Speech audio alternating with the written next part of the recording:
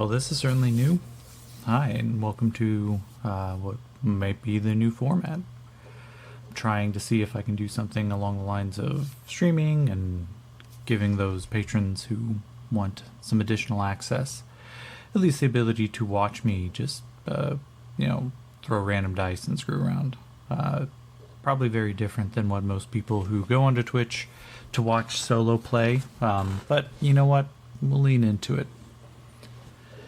So, we will start off this inaugural New Year's episode doing a slight recap. As we remember, poor Yakim, what little is left of his mental state, is being dragged east in the presence of a Splugorth slaver who just overwhelmingly overpowered him, and a couple of the Alteran slave women who accompanied this vile creature. And through this, they dragged him far east. He doesn't know because poor Yakim's been lost inside his own mind. His memories are being stripped from him. He is attached to something that doesn't quite make sense yet. And as he tries to cobble together what little is left of his mind, he has flashes. We see him talk to a bunch of juicers who are still trying to make their way in a completely ruined new town, despite the fact that he recalls the place being burned to the ground. And the traitor Jean-Francois had also come to him to warn him of something, that he is dying, that the final bill is coming due, and that at some point he knows the juicer augmentation doesn't last forever, and eventually it's going to give out. So we are starting right off with as Yakim had been dragged underground, though to call it dragged isn't quite the right term. He went willingly, unaware that he is even truly a servant right now. The creatures took him to a hidden underground base next to a large river. At this point, we're not even sure where poor Yakim is. So we are going to start with the chaos factor. We're going to put up as a 7. We're going to ask a fate question. Has Yakim been taken to the Mississippi River? And 99, exceptional no. So this is not the Mississippi, so he didn't go that far. That'll be good for him, because if he can get out of this and not die in the process, at least this will be an opportunity for him to not be completely fucked over. But we kind of come into the scene. Let's see, the chaos factor of 7, I'm sure it's going to be pretty high. And the scene is altered. Let's see. Let's give this scene adjustment. Make 2 adjustments. Add an object and remove a character. Okay, well, let's roll in the character list. See who that is first. Okay, it's the Splugorth slaver. That might be fortuitous. And now let's go over to the object. Deliberate, and get out of the way. Deliberate and important. Okay. I'm going to go with, just to kind of get an idea, general actions, conversations, let's see. We're going to go with general actions here. We're going to see, what is the Splugorth actually doing? Assist. Assist, take. Okay. So, excuse me. Excuse me. As the scene as we are watching it unfolds, the large platform, this hovering almost 25 foot wide metallic and bioorganically grown disc floats down a wide enough hallway, ramp leading to someplace underneath the water.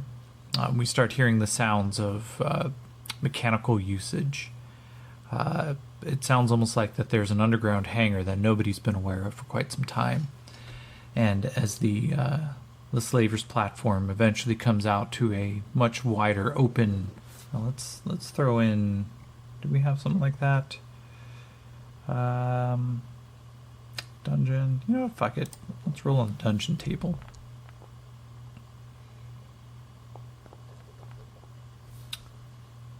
$71. I can't even read what that says. Let's see.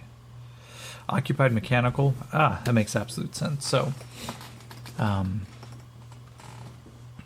these creatures bring him down, and he is right away just kind of lost. His mental state just kind of goes haywire on him.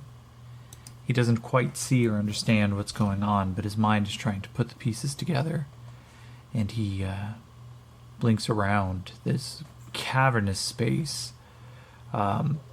Mechanical and bioorganically created things drape from the walls. Heavy chains seem to hold power armor that he has never seen before. His mind doesn't even make up the shapes. Some of it looks equestrian, some of it looks serpentine, and he just kind of blinks in slow motion, and he watches as one of them begins to move. The tail flicks to life. The lights begin to come up across the chest.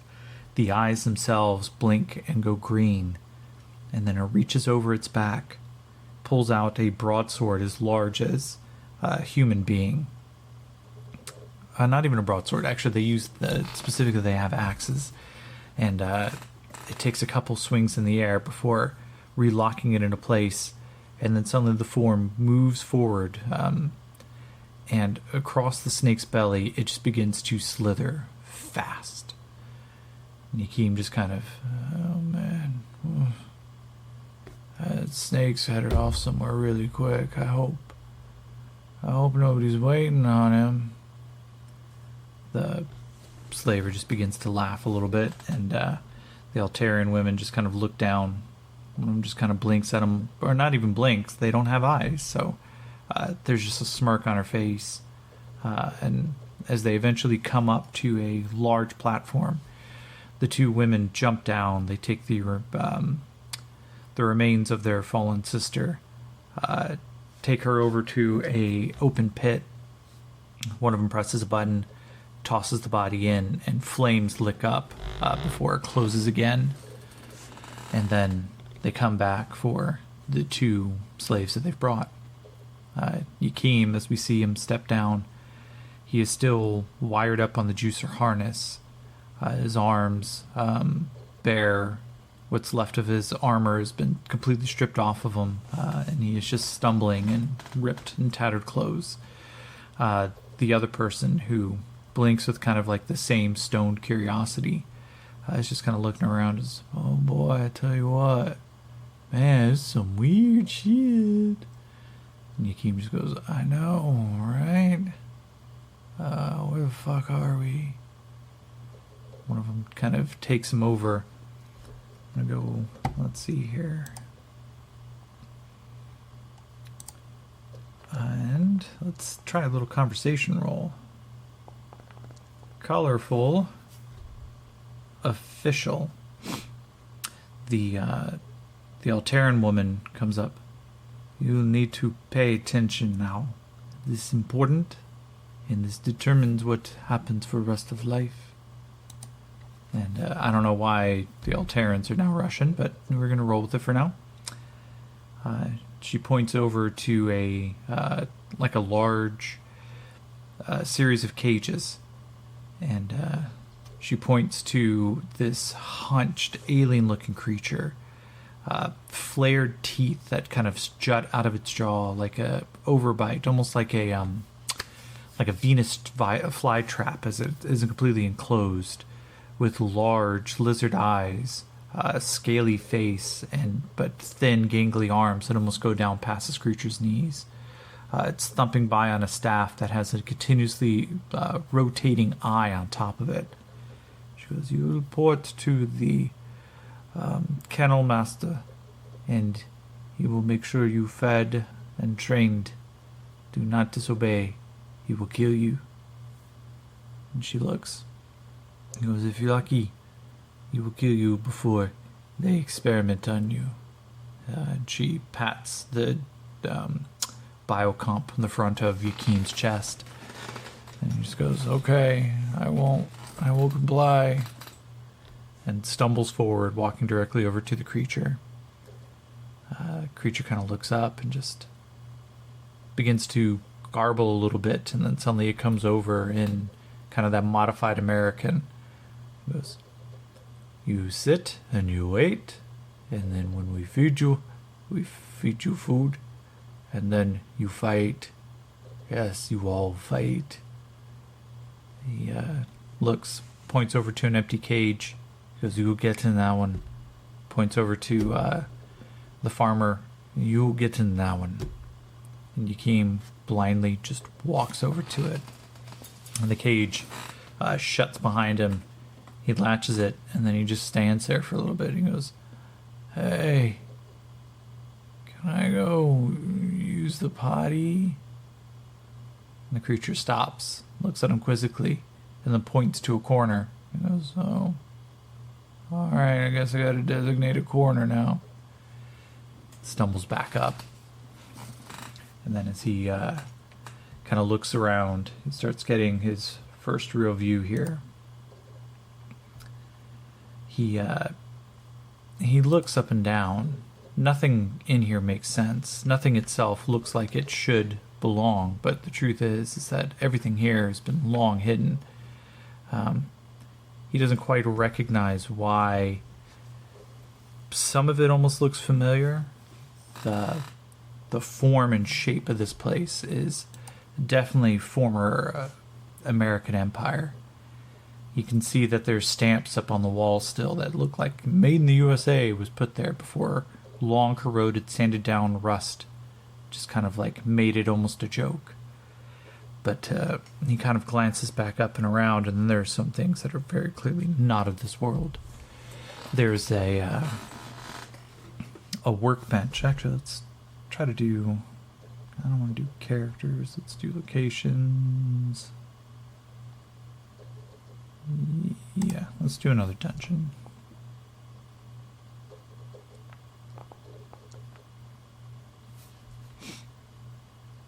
Alright, so it says Misfortune Bleak. Okay, that's an interesting one. Let's go over... Let's just get a random description here.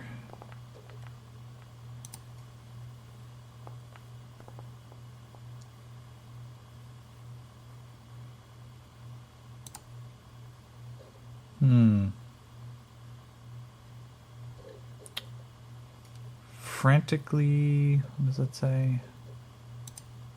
Frantically cute. Okay. I'm gonna get one more roll here. We want to go... Appearance. Yeah, that's not working too well for me right now. Strange makes sense. Strange modern. Okay. I know exactly who's down here.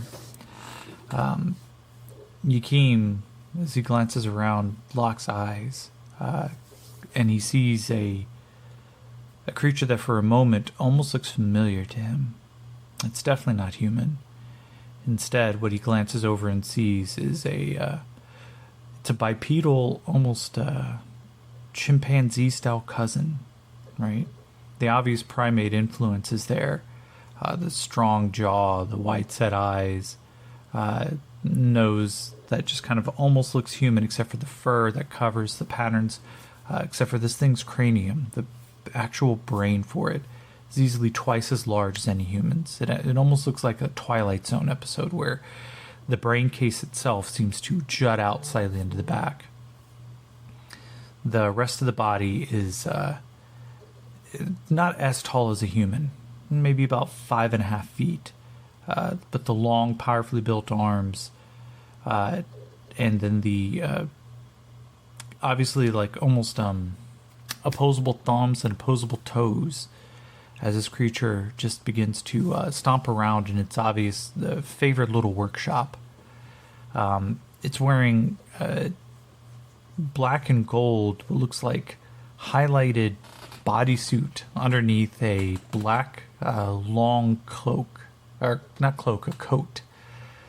It almost looks like a medical coat, with the exception of some obvious wiring that's just hooked up to it. And there's a couple of panels pressed into this thing's chest.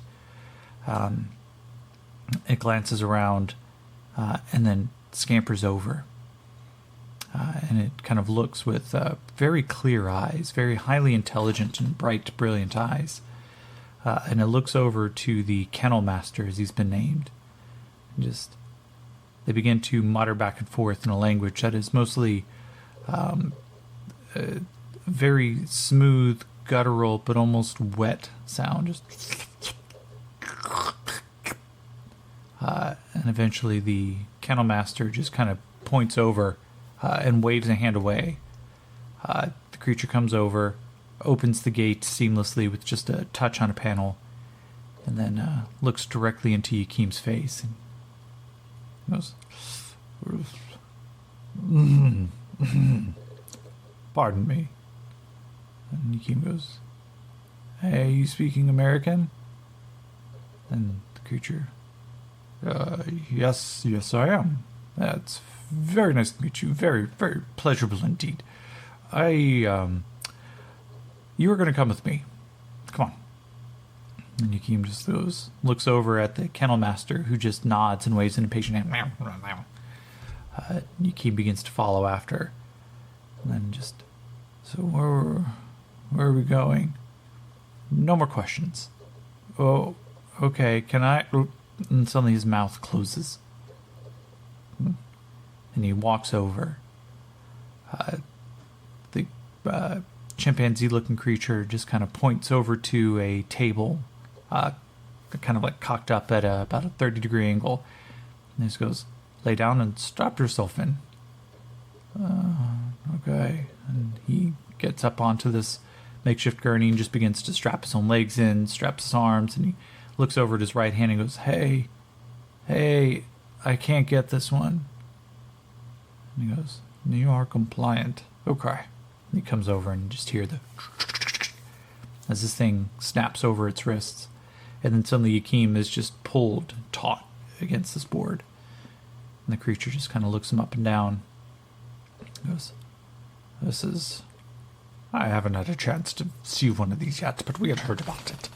The fighting prowess of you is so barbaric, so primitive. Tell me, why did you even bother going through this?" And Yakim just, let's ask a fake question here. We know something, but, well, actually, Yakim can't lie. So Yakim kind of looks up and he goes, "I had to protect my family. There was bad things happening all over the place, and signing up for juicer augmentation is the best way. They do it for free." And he goes, "That's enough." "Oh, okay." He begins to poke at some of the tubes. He goes, "Are you aware of how this all works? You must be aware that you are going to be dying." And Yakim, "Yeah, no, we know the risks when you sign up. I knew all about it. There's been stories that there are detox, and if I can get out, then get done and then get out, then I could live a normal life." And the creature looks him up and down and goes, "That is almost childish. At what point do you think you're going to live a normal life? You've had this chemical pumping through your veins for years. There is no way you get out of this. My estimations," and he kind of looks over at Yakim again and goes, "I give you at most 2 months." He goes, "Oh, well, that's why I need to detox." He goes, "No, I give you 2 months from detox till you take your own existence." And he walks away. Akeem is left kind of like laying on this gurney, and he just stops what he's doing for a second. He goes, "Hey, I don't know how to say this.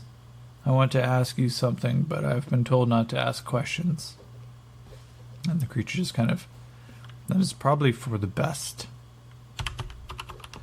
He goes, "Okay, but if I've never met someone like you. I can't ask this question." He goes, "Well, if I imagine what the question is, I'm a Gitani. We are the backbone of the Empire, and I think it is important that you know that you are now property and owned by the Splugorth specifically, not just any Splugorth, but you are owned now by Splithcrin." He goes, "That's cool. I don't know who Splithcrin is." He goes, "It doesn't matter. You will probably die before he even witnesses you in the gladiator matches. But I think that is also, in its own way, completely okay." "Oh. Well, shit. Okay. Well, in that case, what do I do next?" He goes, "For now, you will answer my questions as best as you can." "Okay, I thought that's what I've been doing, but alright." And the creature kind of comes back.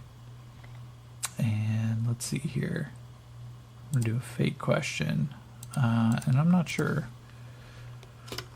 Would the Kitani understand the juicer augmentation project? Yes, they would, of course. And he kind of looks him up and down and goes, "Well, we have never had a live specimen of yours before. I am a little unwilling to damage you as it is, but I need to see what your capabilities are. The Alterans have claimed that you are a truly formidable creature, and on top of that, I haven't had a chance to fight one of you yet." And Yakeem just goes, "Okay.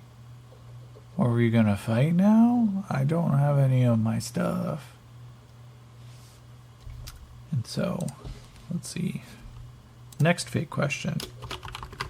Does the Kitani take the, what is it called? Symbiote is something that provides from its host. What is a thing that only attaches to its host? Damn. Why am I forgetting this word? Okay. Does it take the creature off his neck?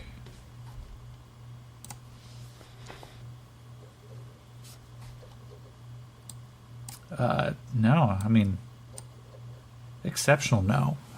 He kind of looks at it. He goes, "I think that is for the best now. We will not be taking this off of you.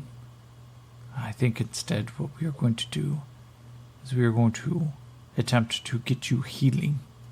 He goes, "That would be awesome. I've been kind of hurting lately." He goes, "Yes, well, the healing is for the body. I do not know of the mind. Well, I don't care either way."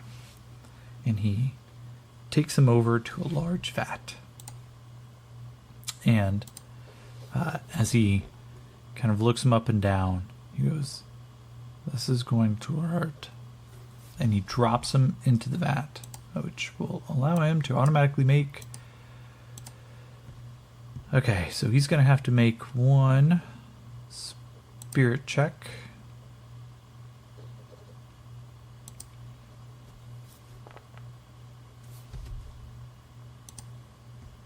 Oh, man. Okay, so distracted, -1, -1. I'm going to Benny that.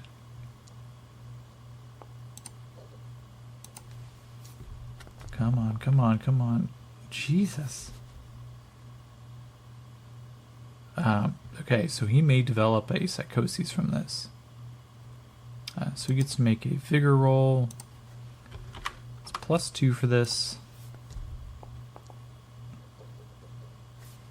Damn. Yeah, just spending that Benny because he needs to heal. Alright. So. He loses 1 wound, loses his fatigue, but he is still, because he's effectively just stuck. Man. Alright. How does he even get out of this?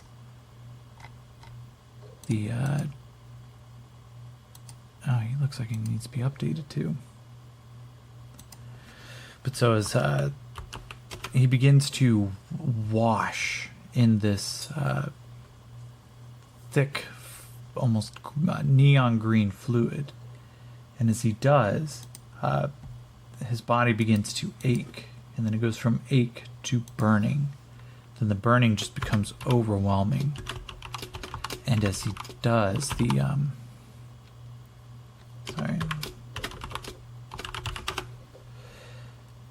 as the ache becomes overwhelming, he begins to scream, but then they submerge his head. The bubbles flow out of his mouth. He begins to thrash a little bit just from the pure instinct of not wanting to drown. And the creature on the back of the neck just kind of burrows a little bit closer under the skin. As it does, he just kind of leaps his head backward. He sees his body go almost just completely concave. He struggles again. The fluid, warm as it is, flows into his mouth. He almost seems like he's about to gag.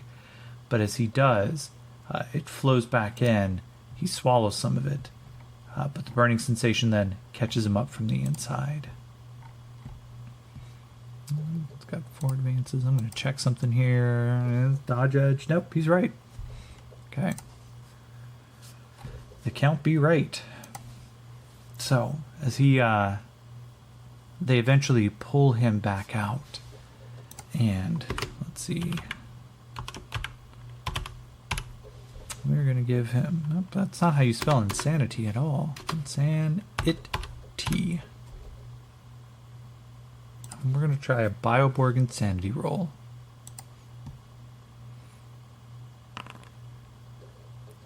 So he's about to become arrogant. Now let's ask the fake question. Is the insanity permanent? That is good. However, for now, he is going to have the arrogant hindrance.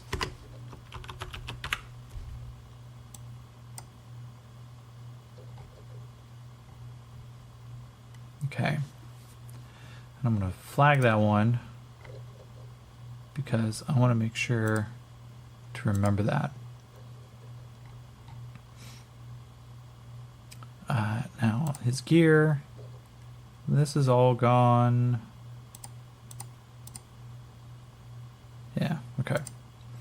A couple days later, so the chaos factor is going to go up again. He is in a really bad spot. So we're going to count that as the scene. We're going to move right into the next one. So we are going to start scene alteration roll, chaos factor of 8. The scene is altered.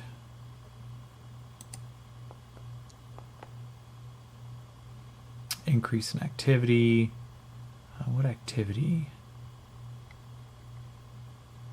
I mean, he is effectively captured, so let's roll the thread list. Okay. How would we discover Jean-Francois' background? Well, maybe it's not Yakim that does it. Okay. I'm going to roll with this. I'm going to take a note. I thought I was taking a note. Mythic Adventure. Battle log. Take a note here. Remote. Discover background.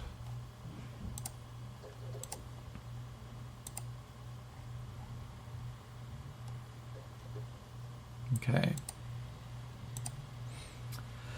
As a couple days pass, let's just go. Let's see.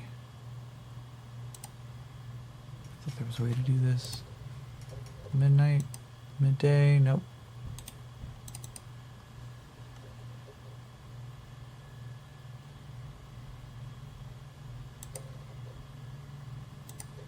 Yeah, we'll give him 2 days of just eventually coming around again. As Yakim, this kind of opens up again. The blur of his memory just seems to have never abated.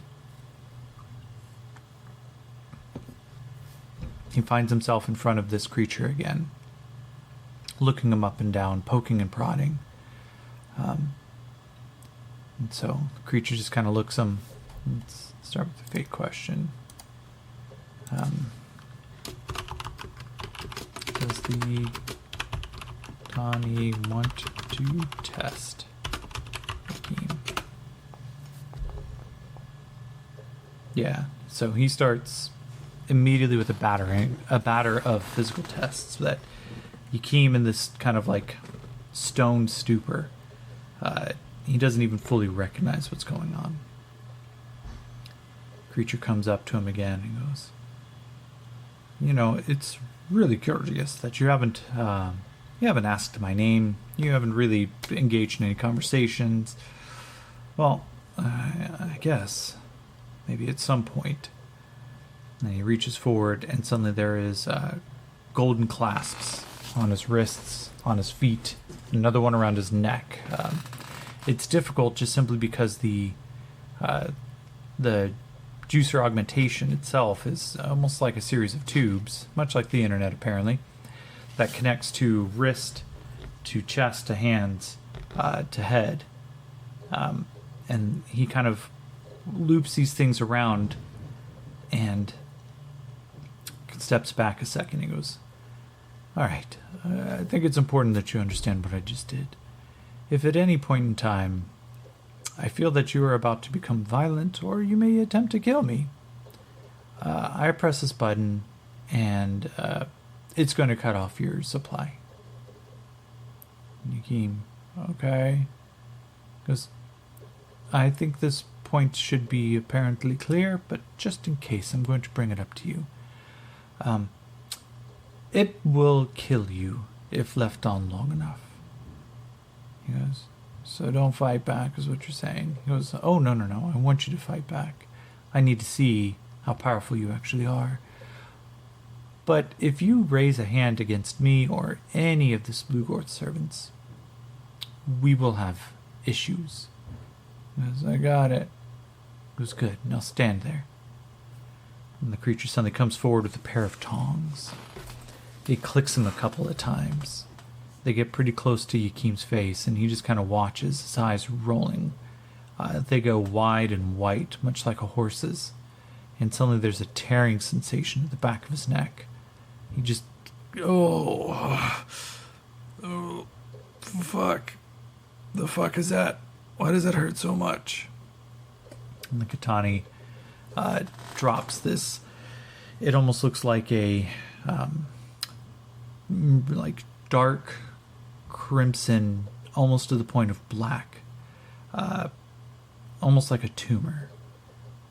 And these little crawling legs and a small proboscis just kind of like shoot out and around at the bottom of this thing. The Katani drops it into a jar, closes it up, and then from a little tube at the top sprays some what looks like red fluid into it, and the creature just begins to lap it up. The Katani looks over at him and goes, "It should be wearing off of you pretty quickly. That right there was, well, I like to think of them as mind slugs." He goes, "It doesn't, what? You had a slug on my head. What the fuck was it doing to me?" He goes, "Well, if I had let it, it would have eventually killed you. It just drains you of your ability to resist, your inhibitions, your ability to fight back. Makes you a terrible fighter in the ring." And Yakim, trying to shake this off, he goes, "Fuck you mean in the ring? You guys have You're gonna make me fight. You're gonna put me in a gladiator match. Katani just kind of goes, yes. But I really want to see what this augmentation is actually about. So we are going to set you up against something first. Yakim, I feel like I'm going to throw up. He goes, I would greatly appreciate it if you held on to that. I have no desire to clean this up right now. He goes, oh, fuck me. What? Oh, and as we come back to another scene a little bit later, let's see, I'm looking for something. I obviously don't have any of the right scenes here. I thought I had some cool ones, but you know what? It's not really going to matter too much. At most, the reason it'll matter is just to have something for Yakim to hide behind, but alright, well, I think the first things that we need to look at, let's go to the compendium packs, we're going to go to the Savage Rifts, we're going to go to Atlantis. Oh, I thought there was one in there. Because we need gear.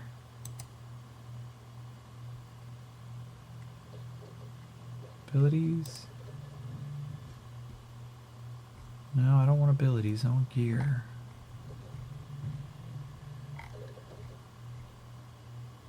There's gear. Let's see. Weapons. Ranged weapons. Yeah, that's what we're talking about now. What would they give him?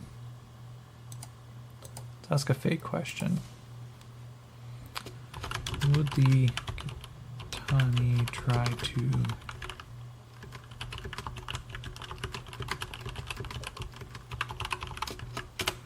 let's see.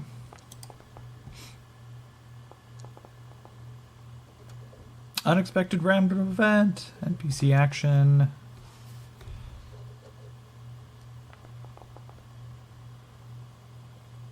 Struggle allies. Okay. Struggle allies. What? Let's get a little more description here.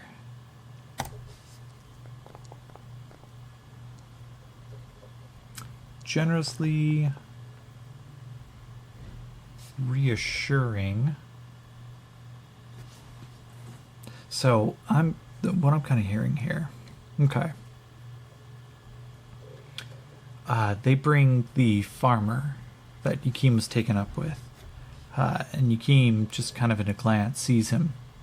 He goes, hey, you doing okay? They brought you in and they brought me in. And he kind of looks around and give him a notice roll. Well, actually, now that he's got that thing taken off of him, he's not prone. Let's see. There you go, Yakim. 7 on the notice roll. He sees this farmer doesn't have that thing on the back of his neck. He goes, hey, you got your mind back. Oh, fuck, man. Hey, we got to start talking about this. We got to get out of here. The guy looks and he goes, no. Don't fucking say anything. They don't know. For some reason, they think that I'm still, like, whatever, mind fucked. Fuck you mean, get out of here. They're going to kill us anyway, right? They're going to, like, eat us or something? He goes, that's the fuck why we got to get out of here. He goes, no, fuck, leave me alone. And kind of goes away. And then as the guy comes back, he goes, fine, how the fuck do we get out of here? He goes, I'll start working on something, but you and me, we're in on this, right? He goes, I'm not going to betray you. They're going to fucking eat us. He goes, yeah. Oh, I know. Yeah, we're getting the fuck out of here. And then the Katana begins to come back. Glances over and sees the farmer, who immediately puts on a bit of a slack look. I think there's just a townsfolk. We said he was a farmer, right? Farmer. No. Civilian. Okay. Persuasion shooting. We're going to give him a stealth roll. No. First thing we're going to do, Yakeem is going to... Oh man, what the fuck is he going to try to do? He's going to try to distract... give him a persuasion roll. Let's see. Does Yakeem try to distract using fighting? Yes. So I'm going to give him a fighting roll, but he's trying to distract. This isn't exactly his point, so I'm going to give him a -2 on the roll. And he gets 4. Okay, so he gets at a +1 to this guy's stealth roll to get the fuck away. Come on, civilian. Come on, dude. Oh my god. As Yakeem comes over and he is kind of like practicing some of his forms. He comes and takes a leaping run towards Katani. The Katani himself seems a little surprised, recoils and pulls his fists up, and then Yakeem drops back down. He goes, no, no need to use the golden taser thing, man. I was just trying to work out. And he glances backwards to see the farmer beginning to stalk away. He goes, so what have you got? You said you wanted me to show you how to fight or something. He goes, oh, no. We know how to fight. I want to see how you fight. And he throws him. Let's see.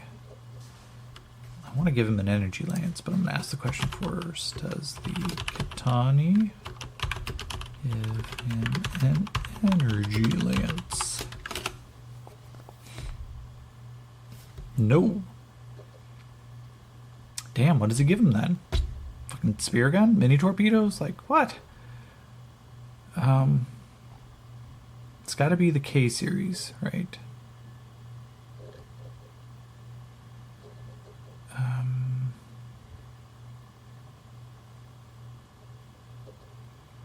You know what? He's going to give him the K1 sniper laser rifle.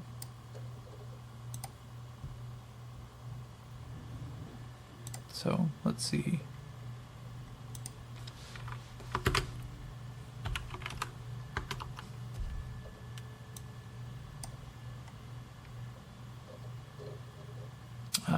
Yakeem picks it up, kind of like gives it a little bit of a heft, glances up and down and looks at this thing. In comparison, it's actually much lighter than his JA9. And despite it's not. It's twice as heavy. I'm going to take that back. He kind of looks it up and down. It has obvious like the multi-optic scope.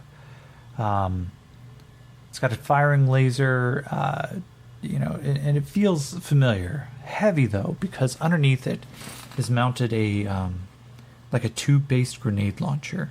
It holds 2 shots. And as Yakeem kind of like looks it down, he pulls open the barrel, sees the tube, and goes, "Oh fuck! Who the fuck you guys fighting out here?" And the Katana just laughs a little bit. He goes, "Well, you don't get this yet." He goes, "We've been continuously fighting against you for a while." "Me personally, or just humanity in general?" He goes, "Whatever you rats call yourselves on this forgotten ball. Nothing here actually really matters. But, yeah, pretty much you." He goes, "That's fucked. This is what you've been using?" "Yeah." "Oh. Okay. Well, what do you want me to do with it?" He leads him over to like an open range where at the distance Let's try something here. Does the katani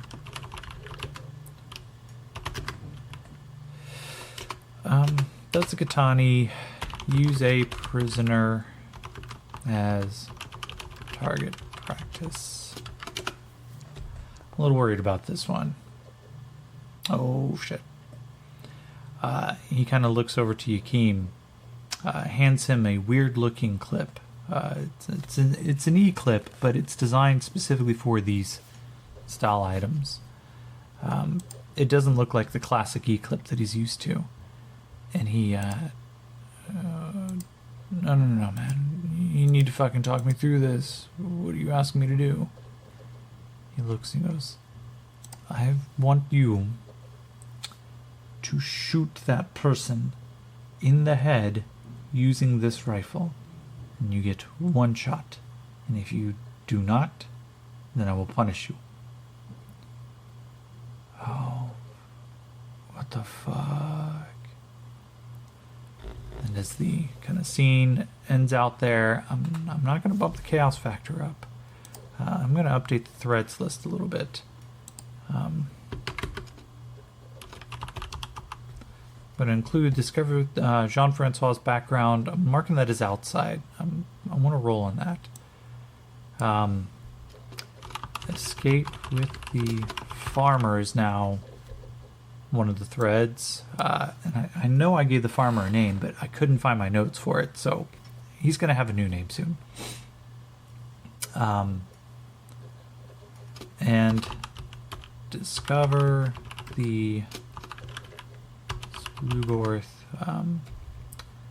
maybe function here, right? They're obviously on a mission of some sort, but what does that look like realistically? Like, what are we going to be doing with that? So, all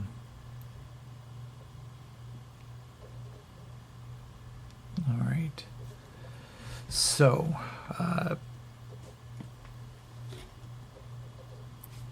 yeah, we will call it there. That seems good. Let's take a look at the characters. Did we ever put Splugor Slaver? Nope. Do we have... Alright, well, let's give this poor farmer a name.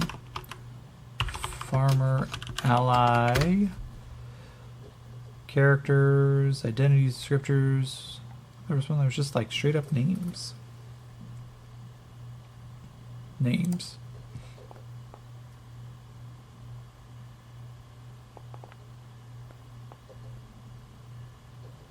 Talia. Okay.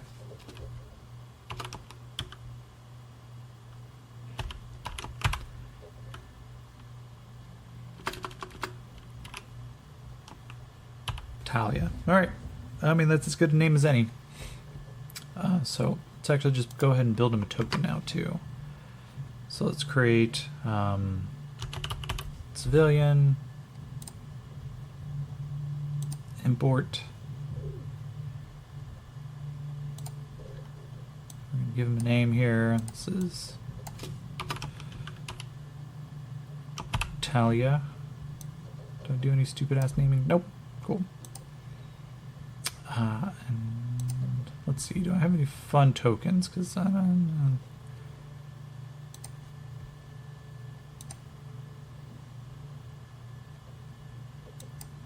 Come on.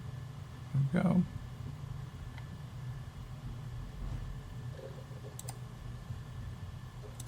NPCs.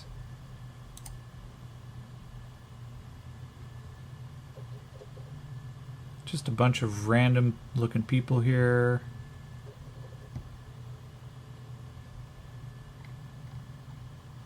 You can tell by some of the selections I've had on various games that things get weird. You know, though, Talia does not sound like a...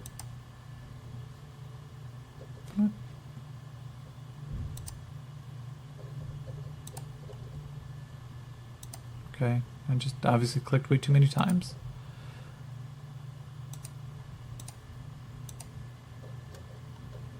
for those who use Foundry, I highly recommend tokenizers. The ability to create custom tokens quickly, just absolutely amazing. But so now Talia has an icon and a token, which hopefully means she will not die right away. But anybody who joined, anybody who watches this, or anybody who goes back and wants to listen, I will provide links to the recording for this and Twitch. I'm also broadcasting on YouTube. I ask that anybody who may be interested in, feel free to join me. We have a Discord server, which I would also recommend signing on to our Patreon. Even at the free tier, you get the link and the access directly into Discord. Join us there. Trying to build a thing of just hanging out, being stupid, goofing off, and just sometimes the finding out phase of fucking around can actually be kind of fun. But regardless, I want to say thank you. Feel free to join us at our Patreon at way too loud, patreon.com/DyingSci. With the member tier, the Juicer member tier, you'll also get access to advanced episodes we released a week early. I'll also make sure to post and do surprise interviews and everything else there. So please join us. Until next time, thank you.